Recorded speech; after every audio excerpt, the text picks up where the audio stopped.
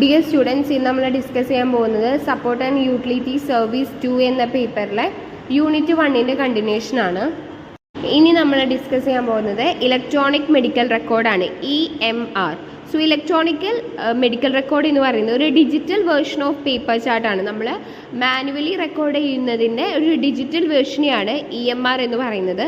ഇതിലെല്ലാ ഇൻഫോർമേഷൻസും പേഷ്യൻസിൻ്റെ medical history, അതുപോലെ തന്നെ ഏതെങ്കിലും അത് പെർട്ടിക്കുലറീസ് എന്തെങ്കിലും ഉണ്ടെങ്കിൽ അതിൻ്റെ എല്ലാ ഡീറ്റെയിൽസും നമ്മൾ EMRൽ സ്റ്റോർഡ് ആയിരിക്കും.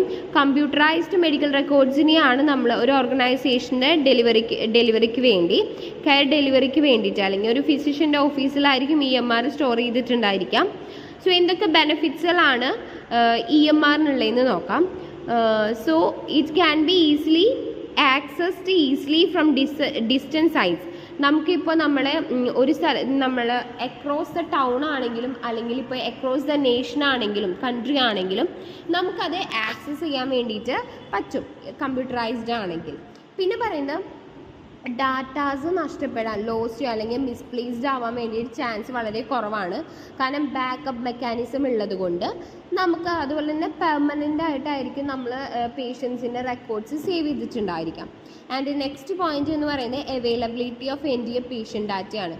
നമുക്ക് പുതിയ വ്യൂസ് അല്ലെങ്കിൽ സമ്മറീസ് ജനറേറ്റ് ചെയ്യാൻ വേണ്ടിയിട്ട് പറ്റും. അതുകൊണ്ട് തന്നെ എൻറ്റീരിയർ പേഷ്യൻ്റ് ഡാറ്റാസ് അവൈലബിലിറ്റി ഈസിയാണ്. And next electronical medical record എന്ന് പറയുന്നത് ലാർജ് പോപ്പുലേഷൻസ് അല്ലെങ്കിൽ ക്ലിനിക്കൽ റിസർച്ചിനൊക്കെ വേണ്ടിയിട്ട് നമുക്ക് എൻഹാൻസ് ചെയ്യാൻ പറ്റുന്ന, ഈസി ആയിട്ട് നമുക്ക് ആക്സസ് ചെയ്യാൻ പറ്റുന്ന ഒരുപാട് ആളുകളുടെ ഇൻഫർമേഷൻസ് ഒരുമിച്ച് നമുക്ക് ആക്സസ് ചെയ്യാൻ വേണ്ടി പറ്റും.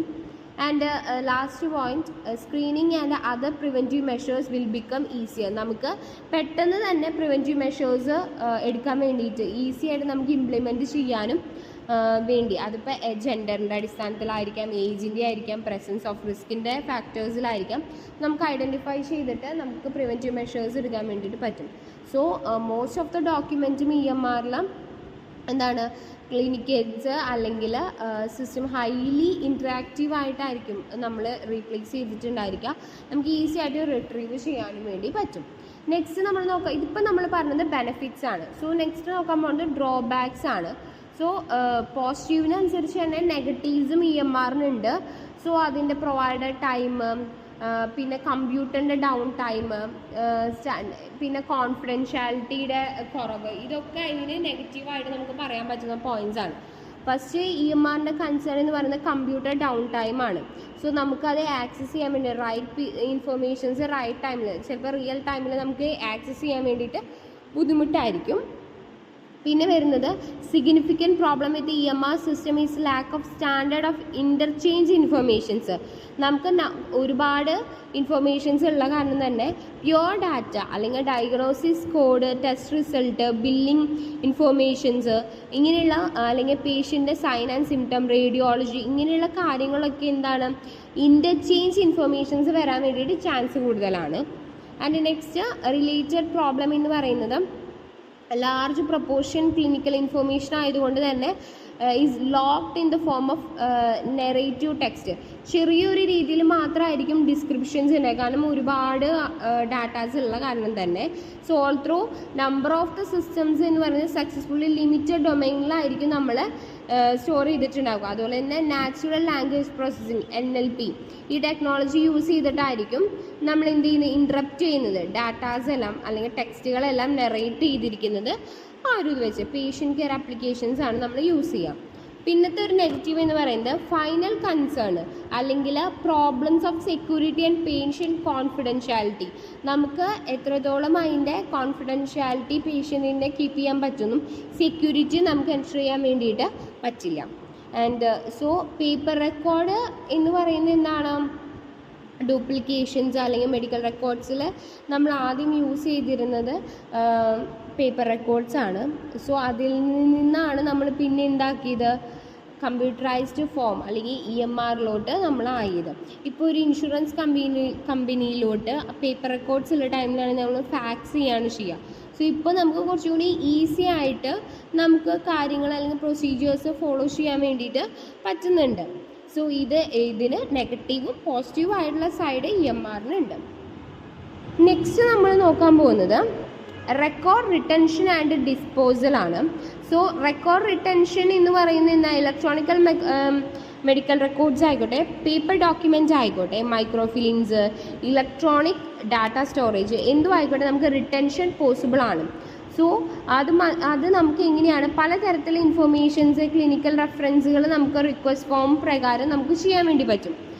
ഓപ്പർച്യൂണിറ്റീസ്, എന്തൊക്കെ കാരണം കൊണ്ടാണ് നമുക്കിത് ലോസ് ആവുക, അല്ലെങ്കിൽ minimise the record must be secure to prevent unauthorised access. നമുക്ക് എങ്ങനെയാണ് നമുക്കത് ചെയ്യാൻ പറ്റുകയെന്ന് വെച്ച് കഴിഞ്ഞാൽ, മാസ്റ്റർ പേഷ്യൻ്റ് ഇൻഡെക്സ് ഉണ്ടാക്കാം, ഡെത്ത് രജിസ്റ്റേഴ്സ് ഉണ്ടായിരിക്കാം, surgery register, transplant register, disposable of protected health informations, record destructions and disposal, ഇങ്ങനെയുള്ള ഡോക്യുമെൻറ്റ്സ് നമ്മൾ കണ്ടെയ്ൻ ചെയ്യുന്നത് കൊണ്ട് തന്നെ PHI എന്ന് വെച്ചാൽ പ്രൊട്ടക്റ്റഡ് ഹെൽത്ത് ഇൻഫോർമേഷൻസ് നമുക്ക് ഡിസ്റ്റോർഡ് കുറച്ച് റീകൺസ്ട്രക്ഷൻസിന് വേണ്ടിയിട്ട് നമുക്ക് പ്രിവെൻറ്റ് ചെയ്യാൻ വേണ്ടിയിട്ട് പറ്റും. സോ നമുക്കത് ഏതൊക്കെ രീതിയിലാണ് ഡീസ്ട്രക്ഷൻസ് ചെയ്യാമെന്ന് നോക്കാം.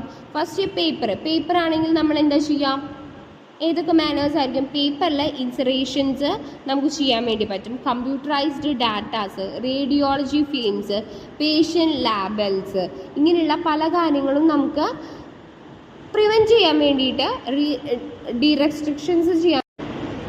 നമുക്ക് എങ്ങനെയൊക്കെയാണ് അത് ഡിസ്പോസിബിൾ ചെയ്യാൻ നിൽക്കാം. ഒരു പേപ്പർ റെക്കോർഡാണെങ്കിൽ നമുക്ക് ഇൻസറേഷൻസ് ചെയ്യാം, എന്ന് വെച്ചാൽ കത്തിച്ച് കളയാൻ വേണ്ടി പറ്റും. കമ്പ്യൂട്ടറൈസ്ഡ് ഡാറ്റാസ് ആണെങ്കിൽ നമുക്ക് എന്താണ് ഫിസിക്കലായിട്ടുള്ള ഡിസ്ട്രക്ഷൻസ് ചെയ്യാം, അല്ലെങ്കിൽ റീഫോർമാറ്റ് ചെയ്യാം, അങ്ങനെ നമുക്ക് ചെയ്യാം. റേഡിയോളജി ഫിലിംസ് ആണെങ്കിൽ ഷ്രെഡിങ് ചെയ്യാം. ഷ്രെഡിങ് എന്ന് വെച്ചാൽ നമുക്ക് ഇങ്ങനെ കീറാൻ വേണ്ടിയിട്ട് പറ്റും. ആൻഡ് പേഷ്യൻ്റ് ലേബിൾസും നമുക്ക് ഷ്രെഡിങ് ചെയ്ത് കളയാൻ പറ്റും. ഇങ്ങനെയാണ് ഡിസ്ട്രക്ഷൻസ് നമ്മൾ ചെയ്യുന്നത്.